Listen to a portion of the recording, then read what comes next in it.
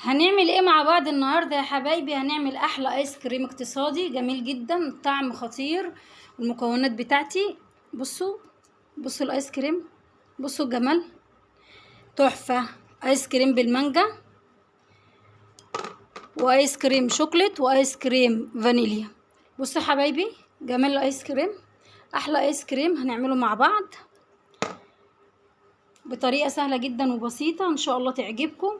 ايس كريم احلى من محلات، ان شاء الله يعجبكم تجربوا. طريقه جميله جدا جدا وسهله جدا جدا، تفرحي بها اولادك، تعمليها كده في الحر اللي احنا فيه ده وانت ترطب على اولادك. بصوا الايس كريم، بصوا الجمال، طريقه جميله جميله جميله. يلا حبايبي نشوف احنا عملنا الجمال ده ازاي، ونبدا ونقول بسم الله. ايس كريم، بصوا الايس كريم،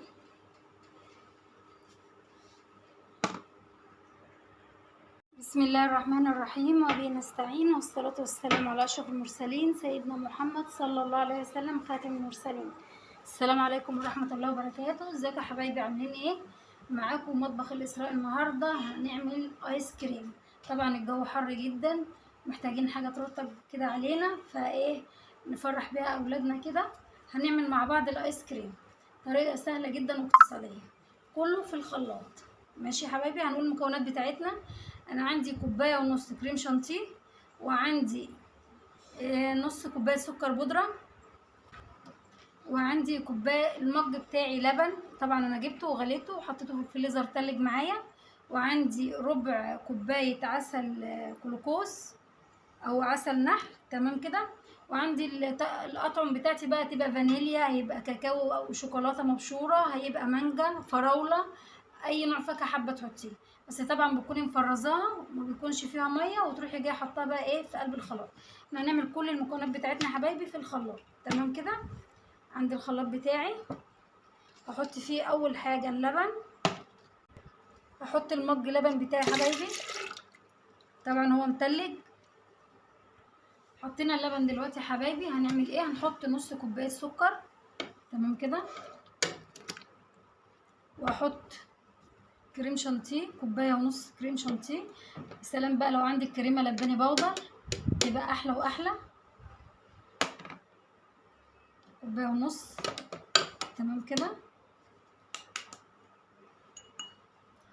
وعندي العسل الجلوكوز هحط ربع كوبايه، يعني معلقه كبيره جدا، معلقه كبيره كده، بتعادل ربع كوبايه، تمام كده. وهضرب كل الخليط بتاعي دون في الخلاط، لان انا هعمله ساده الاول، ايس كريم ساده، وبعد كده هروح جايه بقى مشكلاه، احط فاكهه، احط شوكولاته، احط فانيليا، حسب الطعم اللي انت بتحبيه، تمام كده.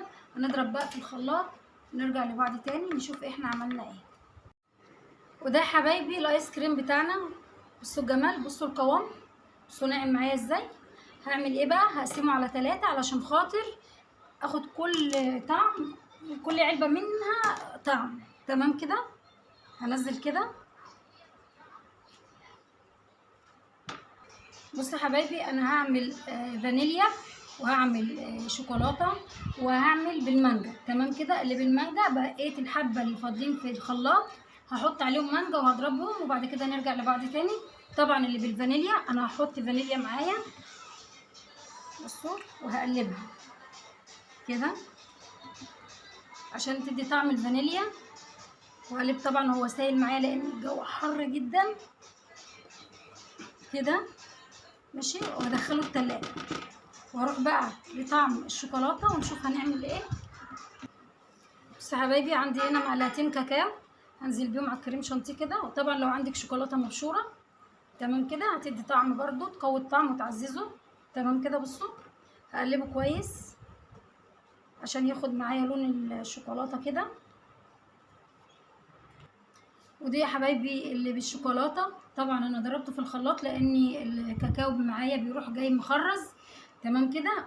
وده اللي بالمانجا، انا طبعا حطيته في الخلاط، بقيت الخلاط حطيت فيه حبايه مانجا متفرزه، ورحت جايبه مقطعاها وحطاها، طبعا هقطع فيها قطع وادخلهم بس الفريزر لان الجو حر جدا جدا جدا، ونشوفهم ان شاء الله بعد ما يخرجوا من الفريزر. ملحوظه يا حبايبي، لازم يقعدوا معاكي 24 ساعه، يعني يوم بليله، تمام كده، عشان يطلع معاكي كويس جدا. لو خليتيه يومين يبقى احسن وافضل. ده حبايبي الايس كريم بتاعنا، هنشوفه مع بعض. طبعا انا طلعته من الفريزر، ما اقولكوش بقى الجو حر جدا. بصوا، فانيليا، شوكولاته، ومانجا. بصوا جمال الايس كريم، بصوا الجمال.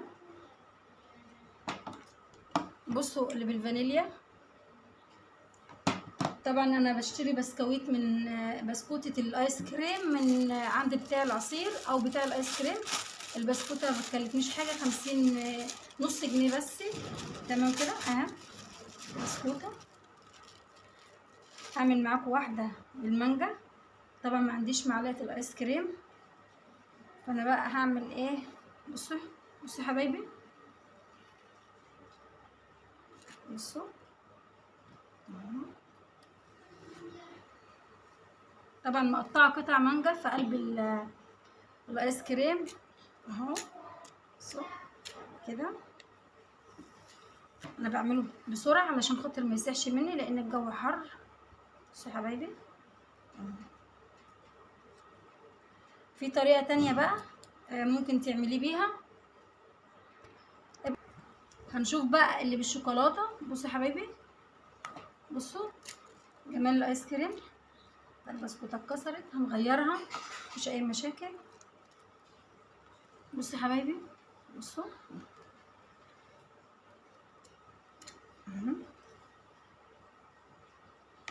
طريقه سهله جدا وبسيطه، ان شاء الله تعجبكم. لو عجبتكم ما تنسونيش في اللايك والشير والكلمه الحلوه اللي بستناها منكم يا احلى اخوات واحلى متابعين.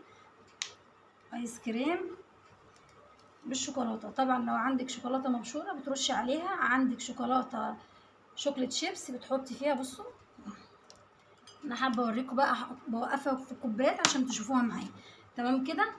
ممكن بقى اعبي في كاس، اخلط كده المكونات بتاعتي في كاس. تمام كده. بصوا، بصوا يا حبايبي، هحط في الشوكولاته. طبعا المعلقه بتاعتي ما بنزلهاش مرتين من غير ما احطها في ميه، بيبقى من جنبي كوبايه ميه كده، اروح جايه حاطه المعلقه عشان يلف معايا. تمام كده. هناخد بالمانجا بقى يا حبايبي، نحط في الكوبايات. يعني لو ما عندكيش بسكويت الايس كريم مفيش اي مشاكل، بتحطيه في الكوبايات وياكلوه بالمعلقه عادي. هي حاجه بس تطري كده على الاطفال كده بيحبوها في الجو الحر اللي احنا فيه، الله يكون في العون. هنعمل بقى اللي بالفانيليا. تمام كده يا حبايبي. بصوا بسرعه كده، هنشيل دي نحط دي. بصوا القوام، قوام جميل جميل جميل. احلى ايس كريم هتعمليه في بيتك اقتصادي على ايدك. بصوا يا حبايبي،